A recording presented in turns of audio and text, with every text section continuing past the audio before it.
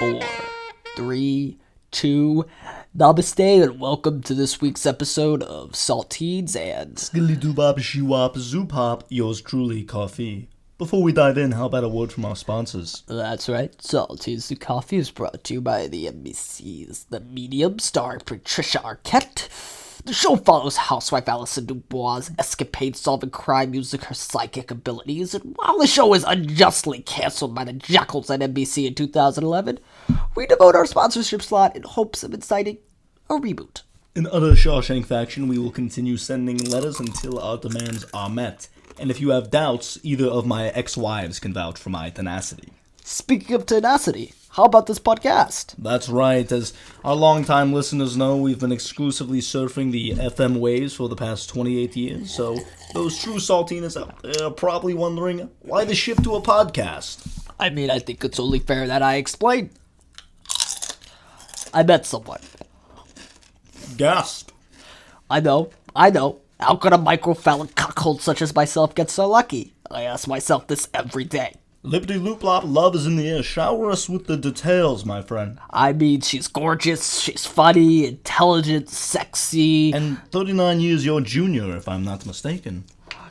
Yes, she is 13 years old. I met her in the Philippines while on an ayahuasca detox, where I essentially neither ate nor drank anything for 7 days except for the ayahuasca plant and various toad-secreted oils. And as you know, the fascist American government has unconstitutionally raised the age of consent to 18. I'm not exactly sure if they raised it, but continue for the sake of love, I want to hear. So, I'm left with no choice but to remain in the Orient with my Filipina bride-to-be, Mahalia, where the age of consent is slightly more reasonable at 144 months. 12 years old? Yes, I know there's progress to be made, and it's kept me up these past nights. That and the constant feeling that I'm melting. A 7-day ayahuasca trip will do that too. And as we all know, FM radio only travels roughly 40 miles, and we would rather, dare I say, Oh, I dare. would rather Patricia Arquette return for a second season of CSI Cyber instead of a medium reboot than switch that sickening AM radio wave. Koff. I stand by that comment. And in fear of creating a fissure in an already strained long-distance relationship, I reluctantly agree. Much obliged. Of no issue.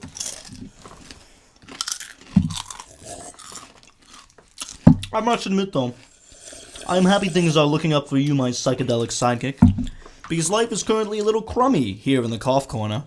Alas, what negative energy plagues you, pal? Well, as you know, my jazz collective, the Sunset Scat Brigade, has just completed its dive bar tour of the Pacific Northwest, following the release of our latest album, Blue Tongues, Red Lips. Of course, a fabulous record, might I add. Those are possessive tongues, correct? Yes, but don't flatter. The tour went swell until our return to the Bay Area, where I've detected some dissension among my fellow troubadours, specifically our pianist, Slimebone Bruce, who claims, get this, that I have been scat poaching. The nerve. I know, but I don't expect a simpleton pianist to be able to discern the multifarious intricacies of scat. For instance, on track 5, Runaway Minstrel Sock, he claims that ool shibbity dooly zada zabop zapop zapop is the same as Ella Fitzgerald notorious ool shibbity dooly zapop zadot. You say potato, I'd say tomato. You know, that's not exactly my point, but regardless, in the Viagra-induced fit, I dissolve the band. The sunset has set. Isn't the definition of a sunset that it's set? That's a valid inquiry. Regardless, after it sets, I'm alone in the night, scatting aimlessly through Pacific Heights, in search of a new flock of beatniks. Wait, but if the Sunset Scat Brigade disbanded, then how come I still get pinged by Angie's List regarding upcoming shows? Well, yes, I disbanded the Sunset Scat Brigade, but they immediately created a new band with the same name. Apologies, it's time for my bi-hourly psilocybin injection. And I should take another Viagra just to be safe, you know. Never be too careful.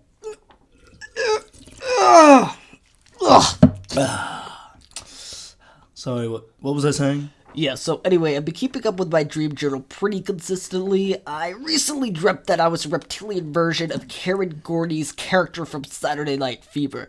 Must be the fentanyl mingling with my malaria medication. Though I have yet to reach true lucidity. For our newer listeners, Saul is attempting to master lucid dreaming in order to fulfill his fantasy of permanently residing in the dream world as an omnipotent being. I consider Lizard Garrett a step in the right direction. I mean, his preferable sleep paralysis with the ghost of Rush Limbaugh gawking at me through the curtains. Oh, Limby, he's still alive, isn't he? Of course, but you don't need to be dead to have a ghost. Tell that to my ex-wife. But she is dead, Koff. Yes, like a Shakespearean tragedy. That's, debatable. It's a story I've heard many a time. Like Othello, and many a more wouldn't hurt the soul. Not only would I protest another retelling, but I'd also detest It was a midnight like no other. Pit-pat, piddly pit-pat went the rain that fell from that lapis lazuli sky onto the roof of my 1993 Mercury Grand Marquis. I just returned from Circuit City, where I acquired a second-hand Xerox machine for a handful of food stamps. A period piece, that's probably the only admirable aspect of this story. Anyway, before leaving our 930-foot square duplex, I begged Ursula to accompany, but she refused. Well, it wasn't particularly easy for her to get into the car. Will you let me tell the story? Anyway, yes, she was a well-fed beauty with eyes that shone like stars into the misty San Francisco Bay, and ruby lips that the most pious of priests couldn't resist, and She weighed over 400 pounds. You know what? If you're gonna keep doing this, then I'm gonna end this Camfrog video chat Koff, right do now. not end the video chat. Do not. You know what? I won't hesitate. Koff, it's true. You can't deny that she was morbidly obese. She literally choked on a baked potato because you weren't there. I have to carry that with me every day. The weight of that sorrow is heavier than 1,000 Ursulas. You know, I can't do this anymore. I'm done. I should have never left FM for this shit.